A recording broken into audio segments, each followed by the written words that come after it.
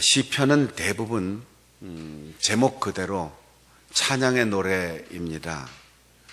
탄식도 있고 또 지혜로운 가르침도 있고 눈물겨운 참회도 있고 미래를 바라보는 예언이나 간절한 기도, 예배가 있습니다. 그러나 간혹 저주와 책망, 심판의 예고가 섞여 있는데 특별히 시편 한 장 전체가 저주로 가득한 세 편의 시가 있습니다. 시편 58편에 다윗이 쓴 시는 권력을 가졌으나 그 권력을 하나님의 뜻대로 바르게 사용하지 않는 힘을 가진 지도자, 재판관들을 저주하는 다윗의 시가 있고, 또 시편 137편은 바벨론 포로기에 백성들 전체가 우리가 노래하기를 좋아하고 악기 연주를 즐겨하는 민족이지만 어찌 바벨론 강가에서 노래를 부를 수 있겠느냐, 그러면서 거룩한 백성들을 포로로 잡아가 억압하는 그 이방 민족을 향하여 저주의 시를 읊고 있습니다.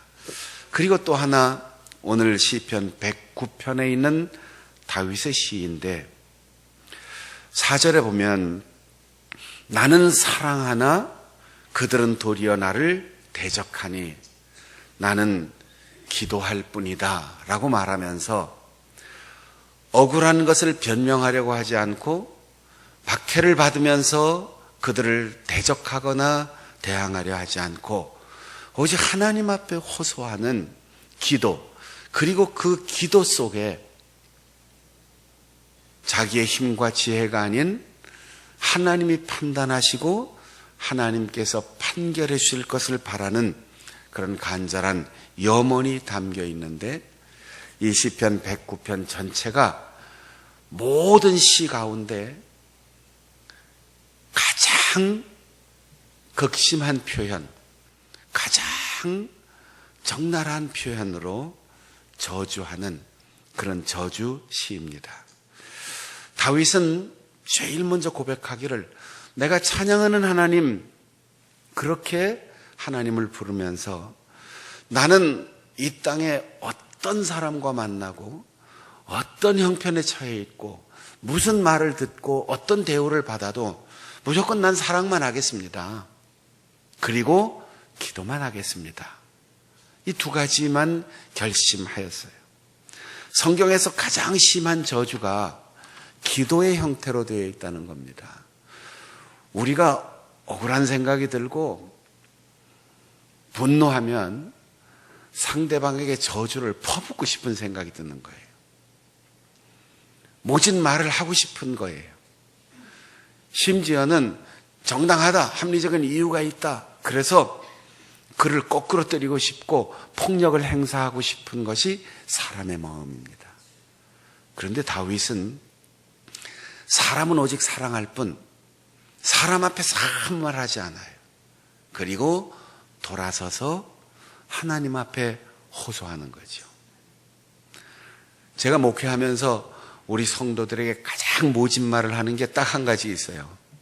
사람이 말할 때 들으면 좋은데, 한 번 말하고 두 번째 얘기할 때 안 들으면 딱 돌아섭니다. 왜냐하면 두 번 얘기하고 세 번 얘기하면 아무리 목사가 옳은 얘기를 해도 감정이 따라주지 않으면 관계가 나빠져요. 점점 힘들어지죠. 그래서 한 번 얘기하고 잘 받아들이고 들으면 두 번도 얘기할 수 있고 세 번도 얘기할 수 있고, 잔소리를 듣는 사람은 행복한 사람이에요. 한 번 딱 이렇게 얘기하는데 아니다 싶으면 더 이상 얘기하지 않죠. 그래도 좋은 관계, 사랑할 수 있는 관계를 훼손하지 않도록, 그래서 한번 이렇게 얘기하고 섭섭하면 사람 얘기할 때 잘 들으면 좋은데 혼잣말처럼 하고 돌아서는 게 최선의 모진 말이에요. 다윗이 가진 힘이 없습니까? 무기가 없습니까? 군대가 없습니까? 권력자의 지위가 없습니까? 지혜가 없습니까? 다 가지고 있는데 아무것도 쓰지 않고 사랑하는 일에만 힘을 쓰고 억울하고 모진 소리를 듣고 배신당하고 그러면서도 나는 기도할 따름이다. 이렇게 말하는 거예요. 이 쉬운 일이 아니겠지요. 그러나 하나님께서는 다윗에게 이 위대한 능력을 주셨습니다. 다 같이 해볼까요? 나는 사랑하고 나는 뭘 해야 되죠? 기도할 따름입니다. 큰 소리로 해봅시다. 나는 기도할 따름입니다. 사랑하고 기도하며. 우리가 못할 말이 어디 있겠어요? 못할 행동이 어디 있겠어요? 이유를 다 따지면 내가 주먹을 휘둘러도 욕을 해도 저주를 퍼붓고 분노해도 다 이유가 있어요. 할만해요. 그러나 우리가 할 수 있는 건 딱 두 가지입니다. 사랑하고 기도하는 것. 분노하고 호소하고 설득하고 싶은 생각, 그것도 하나님 앞에 가서 털어놓자는 거지요. 다시 한번 얘기해 봅시다. 사랑하고 기도하며 살겠습니다. 우리 장충단께 모든 성도들은 어떤 일이 있고 누구와 만나고 어떤 환경에서도 다윗처럼 나는 오직 사랑하고 나는 오직 기도하며 살겠습니다. 이 두 가지만 결심하고 살아갈 수 있기를 바랍니다. 오늘 다윗의 저주 기도를 처음부터 끝까지 쭉 읽어보면 이런 일관성이 있어요. 사람에게 성향이 있다 하는 거예요. 2절에 보면 악하고 거짓된 입, 속이는 혀, 3절에 미워하는 말, 5절에 악을 선으로 갚으며 미워함으로 사랑을 대신하는 배신, 17절에 보면 저주하기를 좋아하더니 그것이 자기에게 임하고 축복하기를 달가워하지 않더니 복이 그를 멀리 떠났도다. 18절에 저주하기를 옷 입듯 하더니 저주가 물같이 그의 몸속으로 들어가며 기름같이 그의 뼛속으로 들어갔다. 이렇게 표현하고 있어요. 사람의 성향이 있다는 거예요. 하루아침에 운명이 다가오는 게 아니에요. 우연히 어떤 일에 부딪히는 게 아니고 지금 일어나는 것은 순간 일어나고 한꺼번에 일어나는 것 같지만 그 일이 일어나기까지 그 운명을 가지고 오는 성향이 있다는 거예요. 우리는 좋은 성향을 가져야 돼요. 부정적이기보다 긍정적이고 불평하기보다 감사하고 판단하기보다는 축복하고 칭찬하는 성향을 가져야 돼요. 다 그가 말하고 그가 행동하는 데는 나름대로 옳은 이유가 다 있어요. 단둘이 대화할 때나 여럿이 모여서 이야기 나눌 때나 회의를 할 때나 그래 그게 옳은 것 같은데 그런데 하고 꼭 부정적인 이유를 말하는 사람이 있어요. 근데 이렇게 생각해 보세요. 하나님께서 우리를 우리의 성향대로 대우하신다라고 하면 여기 다윗이 이렇게 기도하잖아요. 하나님, 악한 자들에게 하나님 앞에 그들의 죄가 항상 있게 하옵소서. 여러분, 우리는 하나님이 죄를 따지면 하나님 앞에 서면 다 죄인이에요. 아무도 하나님 앞에 고개 들 수 있는 자가 없어요. 그런데 내가 기도하는 그대로 우리가 우리에게 잘못한 사람을 용서해 준 것 같이 우리 죄를 용서해 주옵소서. 이렇게 기도하면서 먼저 용서하고 사랑하고 이해하고 수용하면서 살면 하나님 앞에 있던 내 죄를 하나님도 조건 없이 다 용서해 주시는 거죠. 그래서 우리가 하나님 앞에 설 때 죄인임에도 불구하고 하나님은 우리의 죄를 다 없이 하시는데 내가 용서하지 못하고 내가 부정적으로 살고 내가 다른 사람의 장점과 칭찬할 만한 것을 찾기보다 약점과 비판하고 잘못한 것을 굳이 찾고 부정적으로 살면 하나님 앞에 내 죄가 그대로 있는 거죠. 그래서 예수님께서 교회의 설계도를 공개하시면서 내가 주는 그리스도시요 살아계신 하나님의 아들입니다라는 그 신앙 고백 위에 교회를 세우고 그 교회에게 내가 천국 열쇠를 맡겨놓을 거다. 그래서 그 교회 공동체에 들어와서 여기서 매면 하늘에서 매일 것이고 여기서 풀면 하늘에서 풀린다. 우리가 사람을 풀어주지 않으면, 우리가 이 땅에서 풀지 않으면 하늘에 내 매이는 것이 풀어지지 않는다는 거예요. 여기서 잠그면 하늘문이 잠긴다는 거죠. 우리가 업적을 쌓고 공로가 있고 선행이 있어서 천국문 들어가는 게 아니고 우리가 사람들을 묶어놨던 모든 걸 다 풀어주는 그 용서와 사랑의 행위 때문에, 그 마음 때문에 하나님도 우리를 그렇게 대하신다는 거죠. 하나님이 우리의 성향대로 하나님 나 용서해 주세요. 나는 천국에 들어가고 싶습니다. 그러면 하나님이 우리가 부정적으로 인생을 살면 그래 내가 들여보내주고 싶은데 그런데 너 이것도 있고 저것도 있고 너 이렇게 하고 너 저렇게 하고 그거 다 따지면 우리는 천국의 문턱에서도 다 좌절합니다. 근데 하나님 저는 죄인입니다. 하나님을 아버지라 부를 자격이 없습니다. 하나님 나라에 들어갈 아무런 공로가 없습니다. 하나님께서 그러나 네가 용서하며 살았다. 네가 덕을 쌓으며 살았다. 그러나 네가 긍정적으로 칭찬하며 감사하며 살았다. 그러니 나도 너처럼 모든 죄를 다 용서하고 깨끗하게 씻어주고 내가 너를 안아주겠다. 받아주겠다. 이렇게 말씀하시는 거지요. 내가 그런데 평생 살면 하나님 앞에 섰을 때 그런데 너는 이렇게 하나님 물으실 거예요.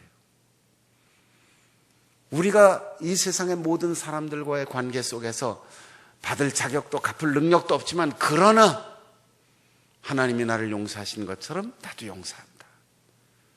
예수님께서 십자가에서 나를 위하여 피를 흘리신 것처럼 나도 이해하고 수용하고 나는 너를 감싸 안을 것이다. 사랑한다. 그렇게 살면 하나님께서도 마지막 날 그래 자격 없지만 내가 너를 죄 없다 했다. 내가 너를 용서한다. 내가 너를 받아준다. 하나님께서 용서하시는데 누가 우리를 죄인이라고 하겠습니까? 하나님께서 천국의 주인인 그분이 나를 자녀 삼으시고 받아주시는데 누가 뭐라고 해요? 저희 집에 우리 자녀들이 들어오는데 누가 뭐라고 하겠어요? 남루를 입었든 세수를 했든 안 했든 복장이 어떻든 상관없어요. 아버지 집에 들어오는데 자녀들이 누가 꺼리낌이 있겠습니까? 마찬가지로 우리가 하나님의 자녀가 되어서 하나님의 영원한 나라로 들어갈 때 그 성향이 있다는 거죠. 백두산 꼭대기에 떨어진 물 한 방울이 처음에는 똑같은 위치에 떨어지는 것 같지만 어느 쪽으로 방향을 정하느냐에 따라서 동해로 갈 수도 있고 서해로 갈 수도 있습니다. 사랑하는 여러분, 좋은 성향을 가지고 긍정하고 칭찬하고 감사하고 수용하고 이해하고 용서하고 내 마음을 다 내려놓고 하나님 앞에 호소하며 살아갈 수 있는 여러분들이 될 수 있기를 바랍니다. 다윗이 사람 앞에 한 말이 아니고 하나님 앞에 나를 억울하게 한 사람, 배신한 사람, 힘을 가졌으나 그 힘을 선하게 쓰지 않은 사람, 그 저주의 결과를 8절에 아주 명확하게 이렇게 얘기했어요. 연수를 짧게 하시고 그의 직분을 타인이 빼앗게 하소서. 이거면은 뭐 더 이상 얘기할 게 없잖아요. 사는 게 중요한 게 아니죠. 어떻게 죽느냐도 사는 것 못지않게 중요합니다. 연수를 짧게 하시고 그 직분을 타인이 빼앗게 하시며, 사도행전 2장에 보면 가룟 유다가 예수님의 신뢰를 받는 좋은 제자였고 일꾼이었는데, 이상한 것은 복음서에 가룟 유다가 나오는 때마다 돈 얘기가 나와요. 예수를 파는 자, 예수를 판 자, 흥정하는 자, 계속 가룟 유다의 관심과 기준은 사랑과 용서, 화해가 아니에요. 사명이 아니에요. 어떻게 하면 나에게 이익이 있을 수 있을까? 어떻게 하면 내가 돈을 가질 수 있을까? 돈을 사랑하는 일이 인을만하게 뿌리라고 했어요. 이 세상에 사람에게 하나님과 견줄 수 있는 유일한 세력은 재물과 하나님을 겸하여 섬기지 못한다. 만몬이. 여러분, 뭐 나무로 깎아놓고 주물로 부어놓은 우상이 우리에게 무슨 힘이 있어요? 이 세상에 하나님을 버리게 하고 하나님을 배신하게 하고 하나님을 등지게 하는 유일한 우상이 만몬입니다. 돈이에요. 가룟 유다는 돈 때문에 스승을 버렸어요. 돈 때문에 제자의 직분을 버렸어요. 그래서 가룟 유다는 후회했지만 결국 스스로 목을 매달고, 나뭇가지도 그 가룟 유다를 매달고 있기 싫어서 뚝 부러뜨렸어요. 그래서 수수밭에 떨어져서 창자가 터져 최후를 비참하게 맞았습니다. 그리고 나서 제자들이 모였습니다. 시편에 말하기를, 오늘 이 시편 109편 8절을 얘기하는 거예요. 사도들이 시편을 기억하면서 그 직분을 타인이 취하게 하소서라고 저주의 말씀이 다윗을 통하여 기록되었으니, 주여 비참하게 죽은 가룟 유다의 제자 직분을 타인에게 넘길 수 있게 해주소서 기도하고 추첨했는데 마띠아가 뽑혔습니다. 가룟 유다가 욕심을 버리고 예수님의 신임을 기회로 더 최선을 다하여 복음 전도자로 신실한 하나님의 일꾼으로 살았으면 2000년 이후까지 오늘날 존경받는 이름으로, 교회의 신앙 고백의 가장 아름다운 이름으로 기억되고 있을 것 아니겠어요? 그러나 2000년 이후에 유다라는 이름은 아무도 선호하지 않습니다. 그리고 가룟 유다의 이름은 가장 저주받은 이름으로 기억됩니다. 시편 109편 6절에 악인이 그를 치매 사탄이 그의 오른쪽에 서게 하소서. 요한복음 13장에 보면 마귀가 예수님을 팔고자 하는 마음을 그 안에 넣었다, 이렇게 되어 있어요. 부정적인 성향을 가지고 어두운 쪽으로 계속 가면 결국 사탄이 그 마음을 지배하게 되는 거죠. 사울처럼 준수하게 생기고 하나님의 인정을 받아서 이스라엘의 초대 임금이 된 사울도 미워하고 의심하고 비판하고 시기하고 질투하는 성향을 갖고 끊임없이 다윗을 박해하더니 결국 마귀가 그 마음속에 들어가 두통과 우울증으로 시달리고 마지막에 비참한 최후를 맞게 되었습니다. 저주의 결과 많이 늘어놓을 거 없어요. 축복은 많이 늘어놓을 수 있는데 연수를 짧게, 직분을 타인에게, 이러면 아무것도 남는 게 없지요. 다윗은 그 저주를 사람의 귀에다 대고 하지 않습니다. 자기를 미워한다고 그 사람의 면전에 얘기하지 않습니다. 기도하는데 시편 109편 1절 서두가 어떻게 시작됩니까? 내가 찬양하는 하나님,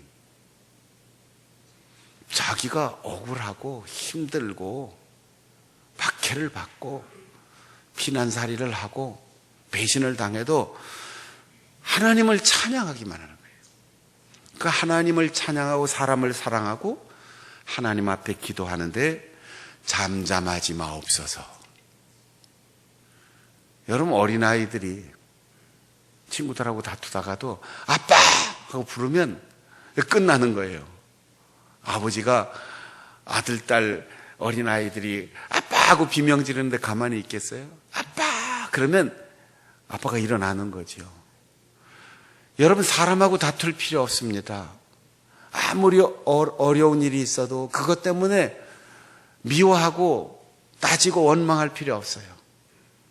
꿀꺽 넘기고 하나님, 내 찬양하는 하나님, 나는 사람을 끝까지 사랑하겠습니다.